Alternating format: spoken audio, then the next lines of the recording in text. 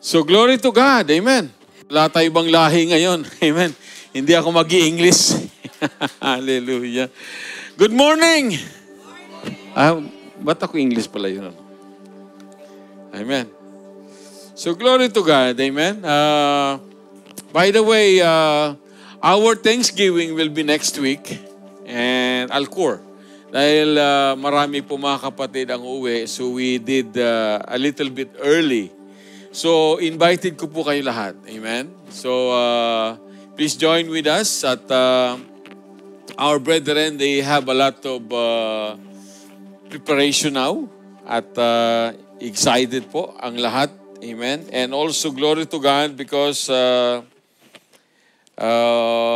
the souls in Alcor are continue multiplying. Marami naman po mga dadagdag na mga families and also singles, okay? So glory to God for that, amen. And as I heard, there's a lot of brethren, pastors will take leave also, okay? Si Pastor Abner yata, mukhang gawa na ba yung aeroplano, Pastor? Amen? Hallelujah. And also in Alcor, marami rin po may mga kapatid pong uuwi. Amen? Kami ni Steve, hindi pa ginagawa po yung aeroplano. Matagal pa. Amen? So we'll go to the message of God. Amen? Hallelujah. Di po natin patatagalin ito para Amen? Ano po yung team natin this month? You remember our team this month? Hello? Ha? Pass our faith to others. Amen? And then it will be related din po itong ating pag-uusapan ngayon. Share His word without delay to save others. Amen? That will be our text in Jude 1, 22 to 23. Before we go to the message of God, let us pray. Dear Lord, once again, marami pong salamat for another special day that you gave to us, Lord, here na nandito po kami muli sa aming bahay-sambahan. To give you praise, to give you honor, to give you thanks, O Lord God, to give you glory. Napakabuti niyo po sa amin. And Lord, indeed, you are so good, Panginoon. And we pray, Lord, continue. Bless each one of us, Panginoon, sa aming pong gawain ngayon. Paunahan niyo po kami. Speak to us, Lord. Touch our hearts to your message, O Lord God. Lord, once again, I pray, help me, God, to deliver a message. Hide me your holiness, Lord God, so that ikaw po ang makita ng bawat isa amin and not myself, Lord. In all the praises and all the glory, Lord, is yours alone. In Jesus' mighty name, God, we pray. Amen and amen. Amen. Nawawala-wala, no? Kailangan na bago ulit siguro. Amen? So, ang ating pong text ay, as I mentioned, Jude 1, 22 to 23. Sabi po dito, be merciful to those who doubt, save others by snatching them from the fire. Amen? Gaano ba kahalaga yung pag-share po natin ng salita ng Diyos? At sino po yung mga priority po natin na dapat po nating bahaginan ng salita ng Diyos? And why it is urgent? Okay? Why it is urgent? Okay? Yan po yung ating pong mensahe ng Panginoon ngayon. And in this passage, sabi po ni Jude, be merciful to those who doubt. Sino po yung may mga, are you sure na walang ibang lahi ngayon? Wala, no? Hindi ko nakita yung mga kapatid nating mga Afrikano. Okay. Magtama, Tagalog na Tagalog to. Amen. Be merciful to those who doubt, save others by snatching them from fire. Sino po yung mga may mga doubts? I think all of us, we experience this. Naranasan po natin ito nung wala pa tayo sa ating Panginoon. We don't know the salvation. Hindi po natin alam ang kaligtasan. Hindi po natin alam kung ano ang mangyayari sa atin. Kaya pag tinanong po tayo kapag tayo namatay, ang sagot po natin, hindi natin alam kung saan tayo pupunta. Di ba? And many times, we celebrate Christmas. Di ba? Year after year, we celebrate Christmas, pero hindi po talaga natin maintindihan o alam kung anong talagang mensahe ng Pasko. Okay? And we have a lot of doubts about the Word of God. I mean, hindi natin maintindihan ang salita ng Diyos. That's why, nung wala pa tayo sa ating Panginoon, kung hindi po tayo nakakilala kay Lord, 100%, okay, ang destination po natin na impyerno. And sabi po dito ni Jude, be merciful to those who doubt. Kaawaan po daw po natin yung mga taong may mga pag-aalinlangan. Hindi po clear sa kanilang kaligtasan. Sabi dito, save others by snatching them from fire. Yung destinasyon ng isang tao kapag wala kay Kristo, mga kapatid, alam po natin yon. Impyerno ang kanilang pupuntahan. And I took a lot of passages na pag-usapan po natin about importance of sharing the Word of God. I mentioned this before, but I'd like to mention this again. Sabi rito, ito po yung nakita ng Panginoon kung gaano kahalaga yung sa kaligtasan ng mga tao. What He did, ang ginawa ng ating Panginoon, sa Luke chapter 9 verse 1 to 2, when Jesus had called the 12 together, He gave them power and authority to drive out all demons and to cure diseases. And He sent them out to proclaim the kingdom of God and to heal the sick. Ginawa ng ating Panginoon, ito pong 12. Okay, inuutusan kayo, partner by partner, umayo kayo at mangaral. Okay? Then it's not enough. Yung 12, hindi pa enough yon. Ang ginawa ng ating Panginoon, dahil napakadami mga tao, nagpumili po siya ng 72. Sabi rito. Okay? And if you observe it, this is chapter 9 ng Luke, immediately after ng itong chapter 10, it's almost the same. After this, the Lord appointed 72 others and sent them by two by two, ahead of him to every town and place where he was about to go. He told them, the harvest is plentiful, but the workers are few. Ask the Lord of the harvest, therefore, to send out workers into his harvest field. Go, I am sending you out like a lamb among wolves. Do not take a purse or bag or sandals, and do not greet anyone on the road. So makita po natin, sinugo ng Panginoon yung 12 disciples. Okay? Tapos, napakadami pa rin tao. Sinugo niya yung 72. Hanggang ngayon, mga kapatid, ang dami pa rin mga kaluluwang naghihintay ng kaligtasan. Amen? So, sino po ang gagawa nun, mga kapatid? Tayo. Tayo po ang gagawa po nun. Okay? Wala na yung 12 disciples. Okay? Wala na si Paul, nasa kung saan ginamit ng Panginoon. At yung pong mga early Christian. At ipinasa na po sa atin ngayon. Okay? Ipinasa sa atin yung responsibility. And now we are the one who should be evangelized people. Okay? Ngayon, you remember rich man and Lazarus? Amen? What was happening here? Ito pong rich man napunta ng impyerno. Okay? Yung si Lazaro napunta po sa Abraham's bosom. Okay? Pero tingnan po natin, what was happening here? The concern of the rich man. In Hades, where he was in torment, he looked up and saw Abraham far away, with Lazarus by his side.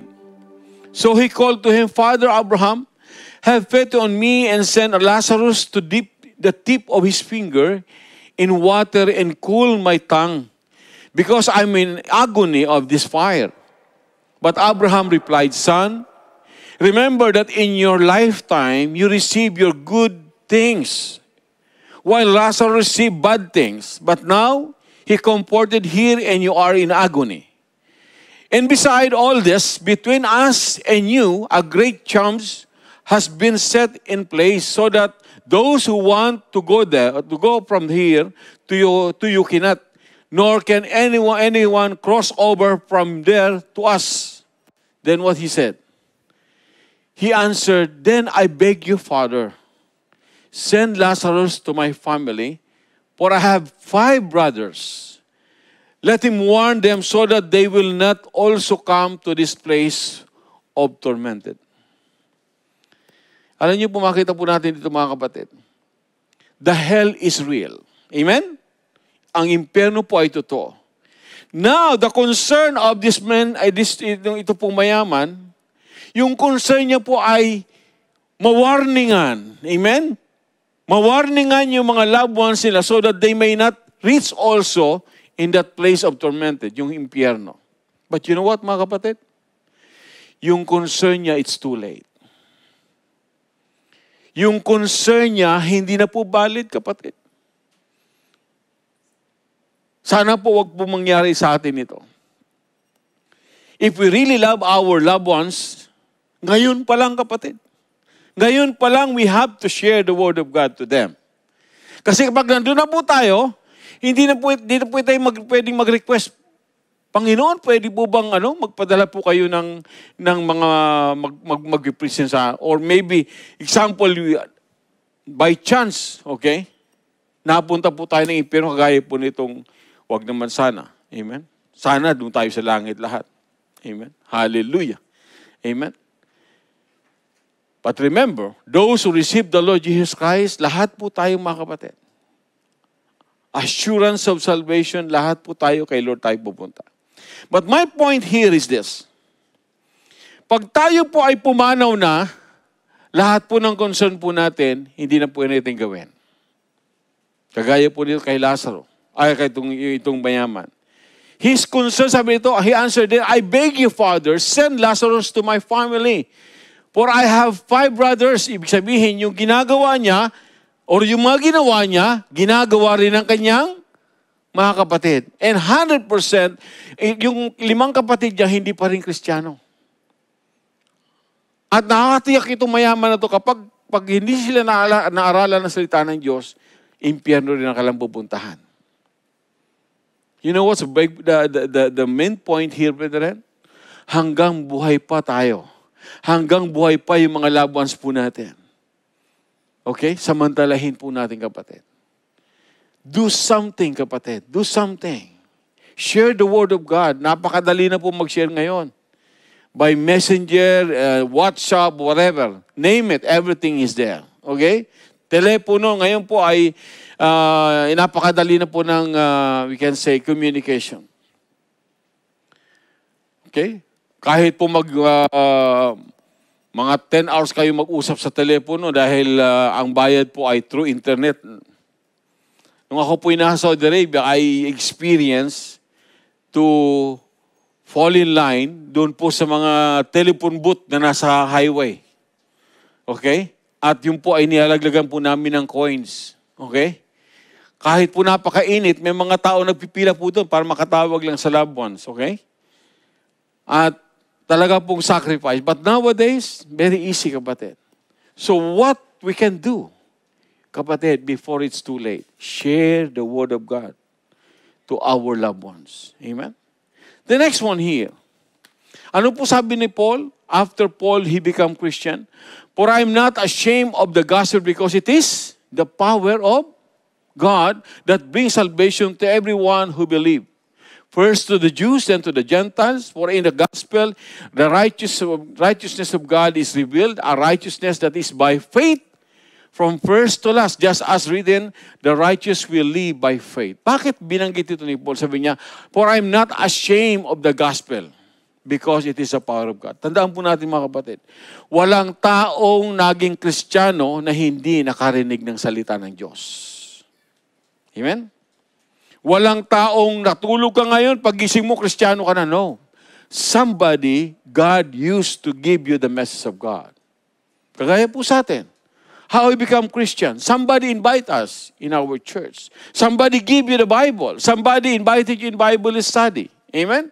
That's why now we are enjoying the goodness of God. Now, si Paul, makita po natin, sabi niya, hindi ko ikinahihiya ang salita ng Diyos dahil ito ang paraan para ang tao ay makakilala kay Lord. It is the power of God. So, ibig sabihin po mga kapatid, without hearing the Word of God sa isang tao, hindi siya makakilala kay Lord. That is why, kung tayo po ay mahilig sa marites, kapatid, mahilig po tayo sa marites, imarites natin si Lord. Amen? Minsan, may na-observe ako minsan, napag-usapan na lahat, kapitbahay, okay? Pati aso na pag-usapan na dati, okay? Pero they never mention about the Lord. So, gaano po kahalaga ang salita ng Diyos sa isang tao? Pastor, it is really, really important. Kagaya po sa atin. You see, ako po ay yung pong kaibigan ko na nag-share po sa akin, when I was in Saudi Arabia, alam naman po natin na bawal ang mga religious items sa Saudi. Okay? First year, when I went to vacation, bumalik po ako, nakapagdala po ako ng maliit na Bible. Yung pocket size, yung ano ba yun? Gideon Bible, yung pinamimigay sa school. Okay? Palaging nasa bulsa ko po yung kapatid. Pit-pit na, pero hindi ko naman binabasa. Ano? At yung kasama ko pong kaklase ko po, ginagawa niyang pambalot ng marijuana eh. Dahil parang, yung ano po, masyadong manipis ba. But by the grace of God, nung ako po yung nakapag-abroad, nadala ko po yun. Okay? Nakadala ko po yun sa Saudi. And then meron po akong control room. I work in power plant. So, binabasa ko po yun. And then one day, one brethren, pumunta po siya doon sa control room. Nakita niya ako. Sabi niya, babasa ka pala ng Bible. Invite kita, sabi niya, sa church. Sabi ko, church, bawal yan dito. Sabi niya, well, don't worry, mayroong simbahan dito. Sabi ko, sige. Alam niyo mga kapatid, from that moment, tuloy-tuloy na po yun. I never stop. I never stop attending the church. I never stop attending all the, we can say, leadership training, and that ginamit talaga ako ng Panginoon sa lugar na yun. Hanggang sa nahuli yung church po namin. Okay? At I will never forget that person. Taga Batangas po siya, si Jerry Bascugin, okay? Taga Kalaka. Baka may taga Kalaka dito, hanapin niyo si Jerry Bascugin. He knows me very well because he became my partner in all of my Bible study after some time. Now, in another passage, you remember Cornelius, okay? Peter and Cornelius. Si Cornelius, nagkaroon po siya ng pangitain, di ba? Sino si Cornelius? Siya ay isang kapitan, okay, sa military. And meron siyang takot sa Diyos. May pagkatakot sa Panginoon. Mapanalangin, di ba? Mapangkawang gawa, okay? At nirespeto ng mga tao, okay? But the salvation is not with him. Ang kaligtasan wala sa kanya.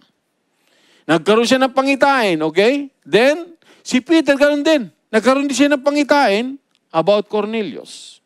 Then nagbigay ng message si Peter, pupunta ako sa bahay mo, Cornelius. Okay?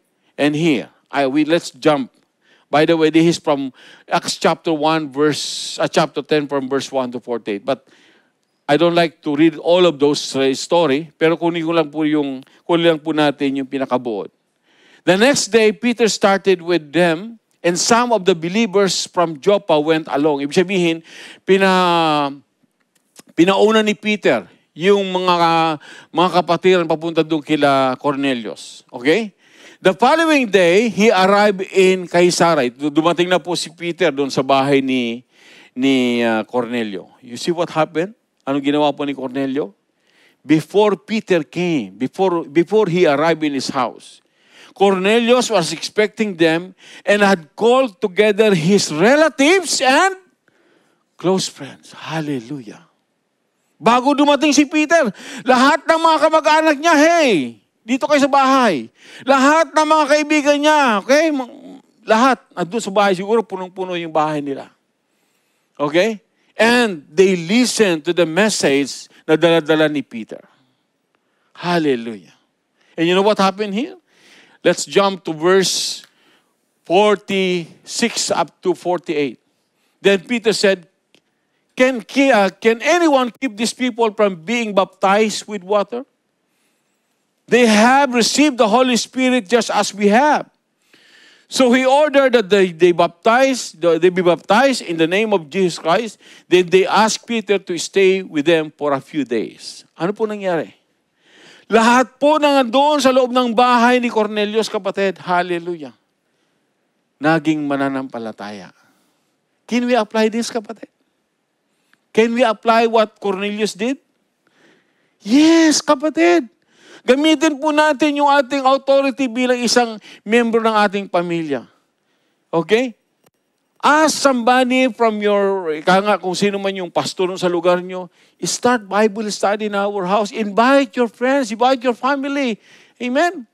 Kung tayo po ay nakakapaghanda ng party during our birthday, ito'y pinakamahalaga, kapatid. Tingnan po natin what happened here.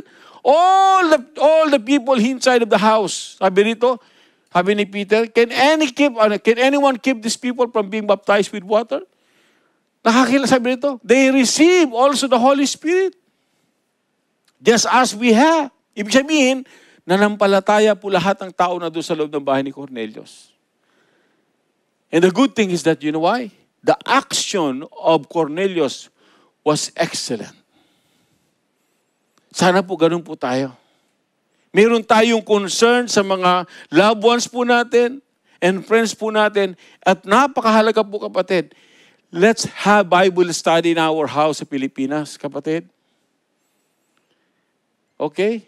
Yung po mga kaibigan po natin, relatives po natin, yes, there is 100%, there will be a struggle. Sino yung magkakandak ng Bible study and how you will start it.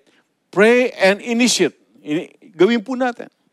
Pag ginawa po natin yun, you'll see, kapatid. The Lord will work. Ganyan po ang ginawa ko sa family ko. When I meet the Lord, that was 1987, immediately, I pray and fast. And I ask the Lord, Lord, what about my family? I want to share the Word of God to them. Uso pa nun yung voice tape. Punta ako sa rooftop. Okay? Dati ang voice tape namin, ng mama ko, kwento sa mga trabaho, kung anong ginagawa ko, gano'n. After some time when I become Christian, ang voice tape ko po, puro Word of God. No? I remember I have a voice tape, sabi ko sa mama ko, Ma, wag po kayo mag-isip na ako'y nasisiraan ng ulo dito. Sabi ko, I meet the Lord Jesus Christ, sabi ko. Okay? Sabi ko, natagpuan ko ang Panginoon Kristo, sana ganun din po sa inyo dyan. Then, I convinced my parents to invite one of our pastor there in our place. Okay? Si Pastor Ronnie Abubakar at saka si Pastor Box. And they come to our house. Okay? Start Bible study. There's struggle. Itong mga kapatid ko, si Brother Frank, pag nandiyan na si Pastor, tumatakbo po yan eh. Babalik lang pag merienda na eh. Okay? Normal po yun. That's okay. But you know what? After some time, when the Lord touched their hearts because they heard the Word of God, now, glory to God, dahil halos po lang aking mga kapatid ay naging mananampalataya na. Same like what Cornelius did, kapatid. Gayahin po natin yan, kapatid. Importante po yan. Bring Bible study in our house. No delay, kapatid. Huwag na bukas, kapatid, no. Pastor, sa kanalang, hindi, kapatid, hindi pwede sa kanalang. You see, before yesterday, or last 2-3 days, last week, I think, kapatid Bad Alvin, okay? Si Bad Alvin, he's very faithful also, asawa ni Stitches Alcor. Last time they went for vacation, kasama niya yung kapatid niya, they enjoyed, last week, his brother got heart attack. Ang lakas ng kapatid niya, kapatid. Healthy. Okay? All of a sudden, Pastor, namatay yung kapatid ko. Heart attack. Kababalik lang po nila kahapon. They are in the church now. So, ang tao po ay hindi po natin alam kung kailan kukunin ng Diyos. Same like us, kapatid. That's why do not say, Pastor, bukas na lang. No. Do not, wag po nating sayangin ang pagkakataon. Amen? You remember Samaritan woman. Amen? What was happening here? Ito pong Samaritan woman na to. Kumukuha siya ng tubig doon sa well kapag tanghali, di ba? Bakit tanghali pa? Ayaw niyang masyete. Ayaw niyang marites. You know why? Because siya po ay kalapating mababang lipat. Di ba? But unfortunately, the Lord was there. Tanghaling tapat, doon din po ang Panginoon. Nakipag-usap ang Panginoon sa kanya. Then, what was happening here?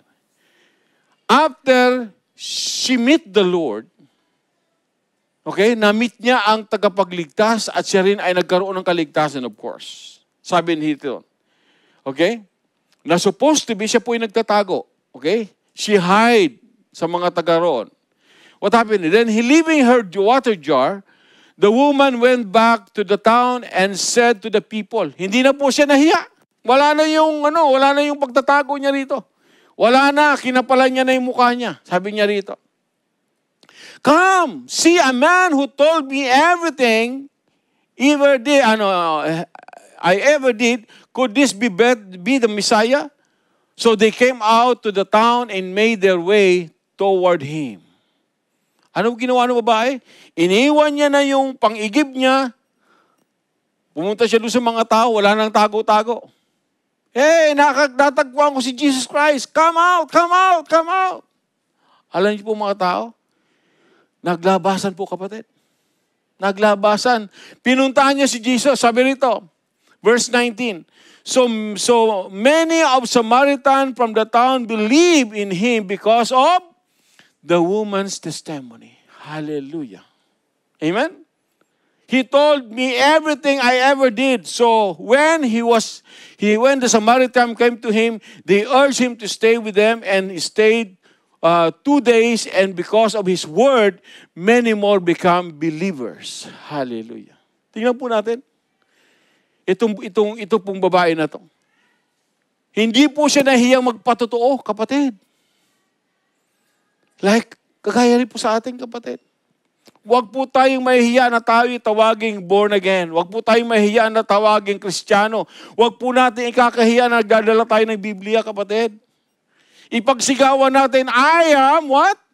A followers of Jesus Christ. Let the other people see that God changed our life. Tayo binago ng Panginoon. Okay? And God willing, through our testimony, kapatid, people will convince na talagang si Jesus Christ ay totoo sa buhay po natin. Like Samaritan woman, kapatid. Di ba? Dati nagtatago siya eh. Pero nung natagpuan niya ang Panginoon, wala na. Wala nang hiya-hiya, kapatid. Okay? That's why it is very important, kapatid, our life testimony. Is it God changed our life? Opo, pastor. So, if God changed our life, let them know na binago talaga tayo ng ating Panginoon. I-apply po natin itong ginawa ng Samaritan woman. Go out. Tell them, hey, natagpuan ko si Jesus.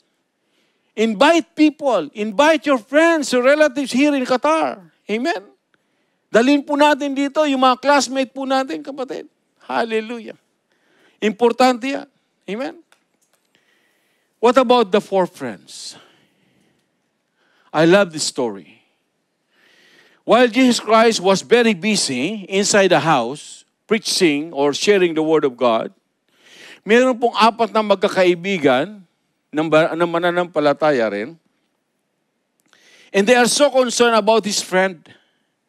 Pero yung kanyang kaibigan na yan, lumpo, kapatid, lumpo.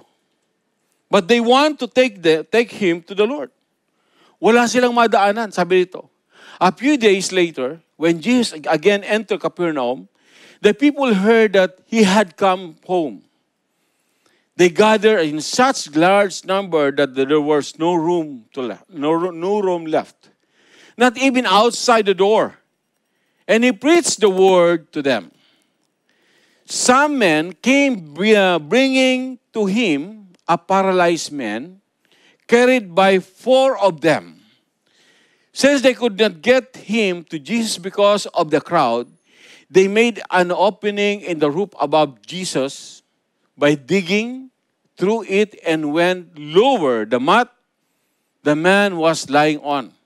When Jesus saw their faith, he said to the paralyzed man, "Son, your sins are forgiven."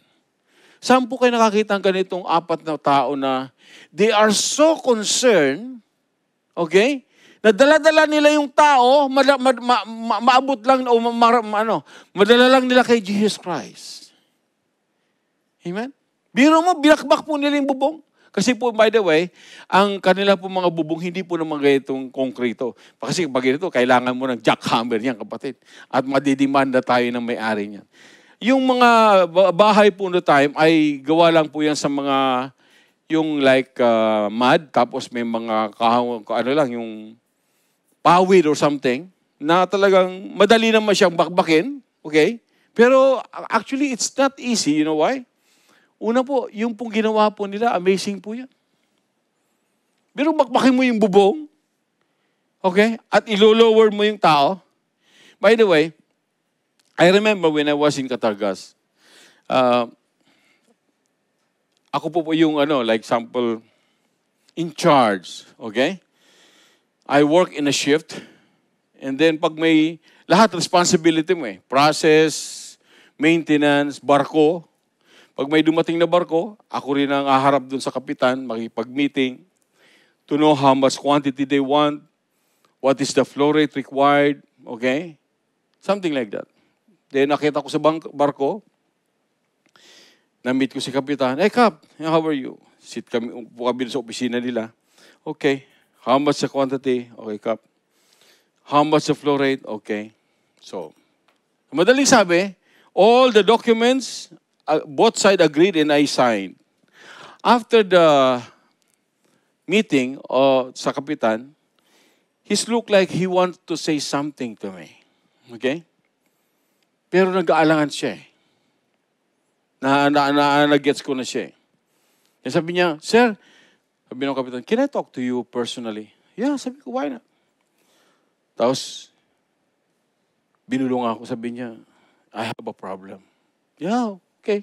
Can you help me? Sabi ko, why not? Sabi ko, ano problema? Sabi niya, I have my crew, he is badly sick, and I need to take him to the hospital. Oh, why not? Sabi ko, yes. We have a clinic here, we can arrange that. Can I see your crew? He said, yes, in his room. Punta namin. Kita ko yung Indiano kapatid. Wak-wak yung paa niya. Okay? Ito yung paa niya, ganyan. May hiwa. Sabi ko, how many days din na? Sabi niya, almost 1 week. What? At delikado po kami dahil yung namamaga. You know what? He worked without safety shoes sa barko. And of course, delikado. Ngayon, ang gusto nung kapitan, sabi niya, I have strong 4 people. Sabi niya, we have basket at idadaan daw dun sa ladder. No, sabi ko no. Pag nahulog yung isa lahat, yan nahulog dun sa dagat. No, sabi ko no. I will call our safety people and also our clinic and all the nurses and prepare your crane. Sabi ko, prepare your crane. Tatalian niya, tapos ibaba yung para doon sa para safety. Oh, sabi niya, yes, sabi niya. Good. Then tuwang-tuwa po siya. Hindi po ganun kadali kayo, kapatid. Yung bitbitin mo yung tao, 4 kayo. But you see this one, mga kapatid, what they did? Inakyat po nila sa hagdanan, sigurado, di ba? Hagdanan masikip, di ba? Tapos pagdating sa taas, ilo-lowered mo pa. But you know what? They did this because they are so concerned about this friend. What about us, kapatid? What about us? How's our friend? Did we share the word of God? Did you try to bring them to Jesus like these 4 friends? Hallelujah. Ito ang nakakatuwa po ito yung result. When the Lord saw the faith of the paralyzed man, He said, my son, your sin has been forgiven. Hallelujah. Glory to God. In John chapter 1, verse 43 to 49, ito naman po nung when Philip, he met the Lord. Okay? Immediately, he searched his friend. Ito po si Nathaniel, best friend niya po niyan Best friend niya po si Nathaniel. What happened here? The next day, Jesus decided to leave for Galilee. Finding Philip and said to him, follow me. Philip, like Andrew and Peter, was from the town of Bethsaida. Philip, tingnan po yung verse 45. Philip found Nathaniel and told him. Okay? Ibig sabihin, ito po si Philip, hinanap niya si Nathaniel at sinabi ni Philip kay Nathaniel. Sabi niya ito, we found the one Moses wrote about in the law and about whom the prophet also wrote, Jesus of Nazareth, the son of Joseph. Nazareth? Can anything good from Nazareth? Nathaniel asked, come and see, and said Philip. When Jesus saw Nathaniel approaching, he said to him, Here truly in Israelite in whom there is no deceit. Verse 48. How do you know me? Nathanael asked. Jesus answered, I saw you while you were still under the fig tree before Philip called you. Nakita na kita. Bago pa lang tinawag ni Philip, nagulat si Nathanael. Sabi niya, then Nathanael declared, Rabbi, you are the Son of God. You are the King of Israel. Ano po nangyari dito? Ito po si Nathanael, nagi rin po isa sa mga disciples ng ating Panginoon. Ngayon, ang tanong po rito mga kapatid, tingnan po natin yung action ni Philip. When he met the Lord, ipinasa niya kagad doon sa kaibigan niya, hey, my best friend, natagpuan ko yung tagapagligtas. Sana ganun ka din. Hallelujah. Sino ba yung best friend po natin, kapatid? Sigurado marami po tayong best friend, di ba? Hallelujah. Ito nakakatuwa po si Brad Tony. One day, umuwi po ng Pilipinas, nag-attend po siya ng reunion. Okay? Nung unang mga reunion, pag siya po umuwi, siyang taya, inuman. Kainan, inuman. Nung latest na, pag-uwi niya ngayon, pag-uwi niya po, alam niyo po ang ginawa niya? Hindi inuman. Kundi ang Word of God ang kanyang sinyer. Hallelujah. Sabi niya, Pastor, yung mga best friend ko, nagulat sa akin, sabi niya. Kasi ibang-iba na raw ako. Dati niya, ako raw yung promotor ng inuman. Ngayon na niya, Word of God na yung aking sinishare sa kanila. And the good thing, sabi niya, Pastor, may kakampi ako. Dahil isang classmate ko rin pala, Kristiyano na. Dalawa kami. Hallelujah, kapatid. At tuwang-tuwa po siya pagbalik niya dito dahil nakapagbahagi siya ng salita ng Diyos. Same like us, kapatid. Same like us. I-apply din po natin itong ginawa ni Philip kay Nathanael. Who is your close friend, kapatid? Share the Word of God. Without delay, kapatid. Without delay. Pag namatay yun, mananagutan po natin yun. Pag namatay yung kaibigan po natin, kapatid, na hindi mo sinyeran, pananagutan natin kay Lord yan. I remember, I think na-share ko na sa inyo, no? Ito pong si Al tsaka si Jupiter. Okay? Magkaibigan po yun. Close friend po yun. They are working like kagaya po ng Lulu. Si Jupiter po, cashier. Ito po si Al, siya po yung mga sa items. Okay?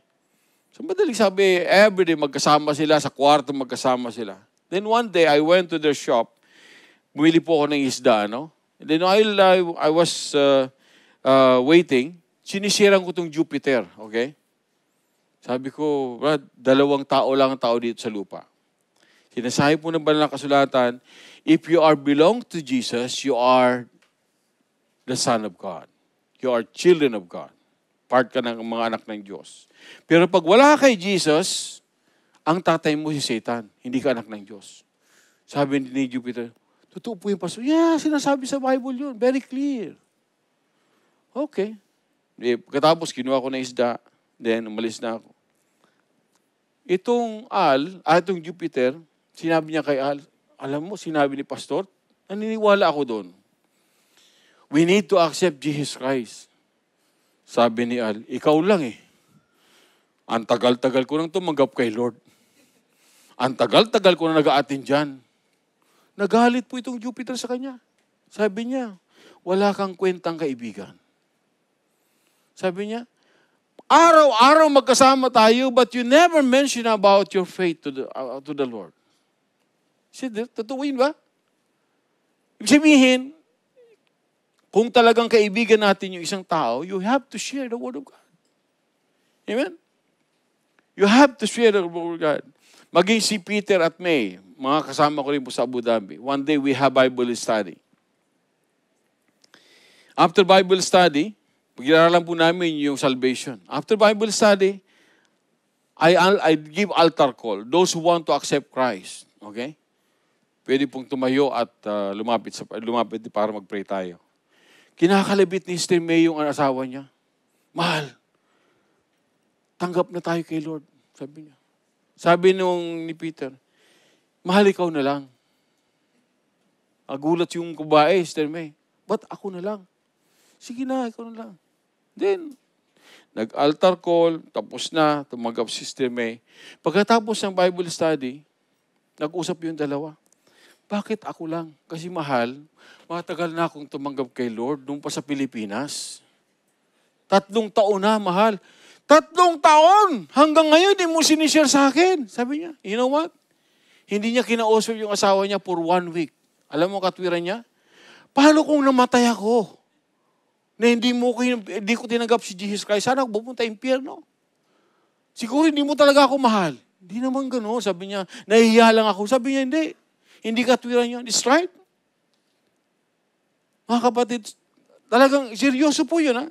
Tingnan po natin. The same of this. Dapat po, i-share po talaga natin ang salita ng Diyos without delay. Especially sa loved ones po natin. Especially sa loved ones po natin. I shared this before to you, okay? Kung paano naging effective to si Paul, okay? Paul, called by the Lord in Acts chapter 9, verse 15, said, God said, this man is my chosen instrument to proclaim my name to the Gentiles and their kings and to the people of Israel. Ano po nangyari dito? Si Paul ay number 1 persecutor ng Christianity on the time. Amen? Isa rin po sa mga responsible sa pagkamatay ni Nino? Sino yun? Pinatay na binato. Stephen. He was there. Okay? But the Lord called him. Sabi niya rito, itong tao na to, pinili ko siya para gamitin ko magpatuto patungkol sa akin. What was happening here? Chapter 23. Okay? Paul was arrested in Jerusalem. Tingnan po natin ang nangyari po dyan. Pinagpasapasahan po siya. That is the plan of God. Okay? Hindi po yun aksidente. That was plan of God para yung salita ng Diyos ay ma-expose sa lahat ng mga tao. Bawat korte, nagpapatotoo si Paul. Isa akong hindi mananampalataya, pinipersecute ko si Jesucristo, pero isang araw binago niya ako. Okay?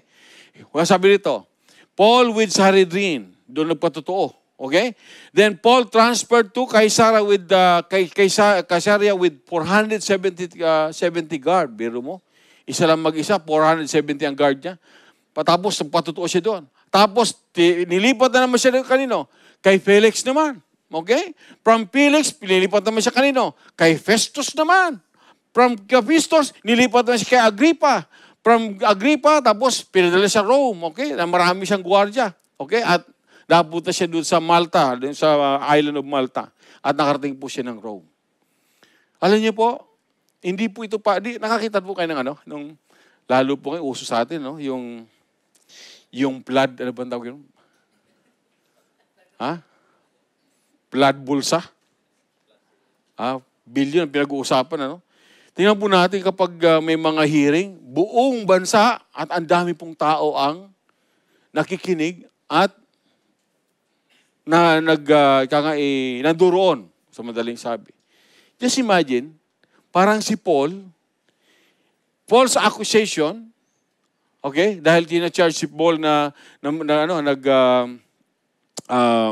binabago niya yung pananampalataya ng mga tao, okay? At inaresto si Paul, at ginawa ni Paul ng patotoo. Para po si Paul ngayon, nasa gitna ng Senado, pero hindi about corruption. It's about the Lord Jesus Christ.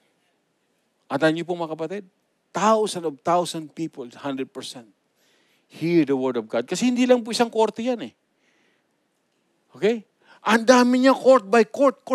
At ang po mga attendees, mga hari, gobernador, ibig sabihin, pag nandun ang hari, sigurado yan, punong-puno ng tao. Si Paul nakatayo. Ako po si Paul. Isa po akong hindi mananampalataya. Isang araw, binago ko ng Panginoon. Hallelujah. At nagpapatotoo ko na si Kristo'y buhay, si Kristo'y totoo. Hallelujah. What happened here? Tingnan po natin. Nakakatuwa po ito eh. By the way, that is the journey of Paul. Ito po gusto ko eh. Okay? At this point, Festus interrupt Paul defense. Ito po si King Festus. Sabi rito, you are out of mind, Paul. Sabi niya, he shouted. Nasisiraan ka na ng ulo, Paul, sa mga pinagsasabi mo. You great learning and driving you insane. Sabi niya rito. Wala na, ano ka na? Tawag ito. Nasisiraan ka na ng ulo. Sabi ni Paul, I am not insane, most excellent Festus, Paul replied. What I'm saying is true and reasonable. Yung sinasabi ko ay totoo at talagang mapapatunayan. The king is familiar with this thing, sabi niya, and I speak freely to him.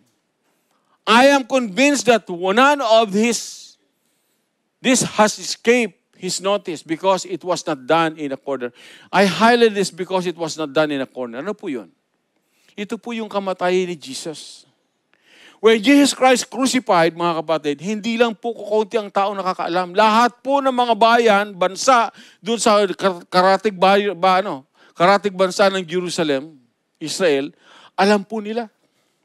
That's why Paul said, it was not done in a corner. Hindi po pinatay si Jesus Christ doon sa isang sulok lang, patay ka na. Hindi po ganun, kapatid. Ibig sabihin talagang very exposed at ang daming tao naka-witness. Verse 27, King Agrippa, do you believe the prophets? I know you do, sabi niya rito. Then King Agrippa said to Paul, do you think that in such a short time you can persuade me to be a Christian? Palagay mo, Paul, sa ganitong pag-uusap natin, makukonvince mo ko na ako'y maging isang mananampalataya rin? Siyempre, matigas si Agrippa, no? Ano sabi ni Paul? Short time or long time, King Agrippa. Sabi niya. I pray to God that not only you, but all who are listening to me today may become what I am. Hallelujah. Hindi lang sa iyo, King Agrippa. Sa lahat ng taong nang dirito, sabi niya, sana'y maging katulad niyo rin ako. Na ako isang persecutor, pero naging isang mananampalataya ng Panginoon.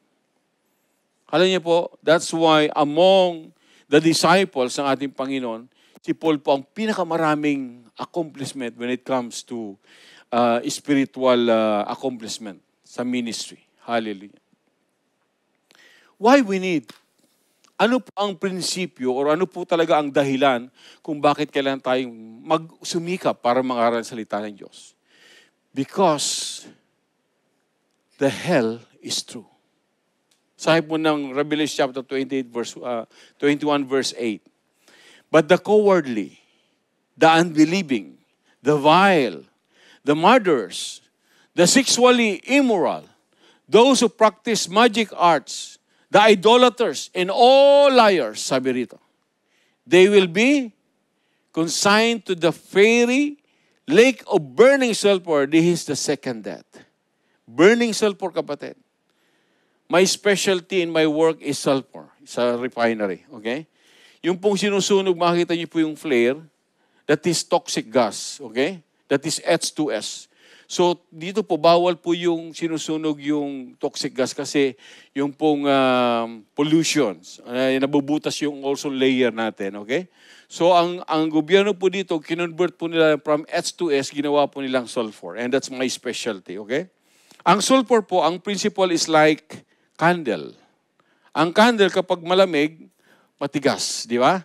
Pag ininit po natin, nagmi-melt. Same din po ng sulfur. Pag matigas, parang bato, parang simento. Pero pag di na po mo sa mainit, it will melt. Ang melting point ng sulfur is 130 degrees Celsius. Melting point, kapatid. Okay? Nakita po ba kayo ng sulfur? Yung kulay dilaw? Okay? Mabaho po yun. At wag niyo pong susunugin. Pag sinunog yun, lason po yun. Pag naamoy niyo, mapatay kayo. Okay? So, yung sulfur po ay 130 degrees Celsius para po ma-melt. Pag yung po ay 130 degrees Celsius, same like this water, pwede namin gamitin ng pump to transfer from here kung saan man. Okay? Dahil, ano po siya, liquid. Pero pag nawala yung heater, titigas po siya. Nacho-choke yung linya. Kaya ang ginagawa po namin, we make it sure that the line is hot. Okay? Water, what is the boiling point of water? Mga experts sa ano rito, mga science mo. 100, di ba? Pag minagayron kang 100 degrees Celsius na tubig, kumukulo na po yan. Amen? Like kagaya ng coffee. Pag natapunan ka ng coffee, anong mayari? Hospital, pastor. Di ba? Sigurado sunog yung balat at medyo kasama pa yung laman po natin. Okay? water, 100 degrees Celsius, boiling. Mainit na yon. Sabi rito, melting point ng sulfur, 130. Sabi ng Biblia, boiling, kapatid. Bago yung mga pakuluyan, sigurado ilan? Siguro 1,000 degrees, pastor. Ang init noon, kapatid. Doon ilalagay ng Diyos ang mga hindi tumanggap kay Lord. Aray. Okay? At ang sinasabi po ng banal na kasulatan, ang dami pong passages, even the Lord Jesus Christ Himself, binanggit niya many, many times na ang impyerno ay talagang totoo. And this is the reason why we need to continue to share the Word of God. Ayaw po nating mapunta ng impyerno. Hallelujah. At maging mga loved ones po natin. Amen? Yan po ang itsura ng impyerno. Okay? Walang pahinga, kapatid. Puro sigaw. Pero po yung declaration ng kanilang pananampalataya na si Jesus Christ ay Diyos at tagapagligtas, it will never be accepted. Hebrew 9:27, minsan lang tinakda ng Diyos sa tao mamatayin pagkatapos ay judgment. Amen? Kaya po napaka-importante before we die, we need to accept Christ as our Lord God and Savior of our life. That's why Peter said in verse 15 of chapter 3, but in your heart revere Christ as Lord. Always be prepared to give an answer to everyone who asks you to give the reason for the hope that we have. Ano po yung hope natin? 100% our hope, pag tayo ay namatay physically, we will go to heaven because of the Lord Jesus Christ. Amen? Kung ano daw po yung hope natin, pag may magtanong po sa atin, kapatid, immediately, share na po natin ang Word of God. Baka naman may election, kapatid, ano yung born again? Teka, talawagin ko muna yung pastor para magkita ulit tayo, ha? Hindi po ganyan, kapatid. Or teka, nagtanong, babasahin ko muna yung buong Biblia para masagot kita. Kapatid, hindi ganon. Very simple. Jesus Christ, our Lord God and Savior of our life. Jesus Christ said, I am the way, the truth, and the life. Di ba? Acts 4:12, salvation ay kay Jesus Christ lang at wala nang iba. It's not by religion, kundi sa pamamagitan ng ating pananampalataya. Hallelujah. Wow! Meron pa akong 5 minutes. Conclusion kagad tayo. You want more? Hallelujah. Sabi ko sa iyo, maiksi lang eh. Amen? But you know what? I took 2 Timothy chapter 1, verse 7 to 10. I love this passage. Sabi ni Paul kay Timothy, so do not be ashamed of the testimony about our Lord or of me, His prisoner. Rather, join with me in the suffering for the gospel by the power of God. Hallelujah. Ulitin ko po. So do not be ashamed of the testimony about our Lord. Huwag daw po tayong mahihiya, magpatotoo na talagang ang ating Jesucristo ay talagang totoo sa buhay po natin. Amen? Pag tayo po ay nakakaramdam ng hiya, saan galing po yung hiya na yon? Kay Satan yon. Pag tayo ay nakakaramdam ng takot para mag-share ng Word of God, kanino galing yon? Kay Satan galing yon. Amen? Kung tayo po ay magaling magmarites kung anong pinamarites po natin, let's marites the Lord Jesus Christ.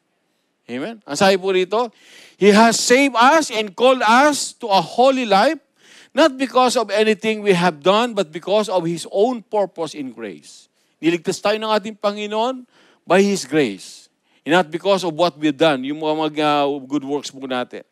Okay? And sabi rito, His grace was given us in Christ Jesus before the beginning of time. But it has now been revealed through the appearing of our Savior, Christ Jesus, who has destroyed death and has brought life and immortality to light through the gospel. Kaya po mga kapatid, napakahalaga po ng salita ng Diyos.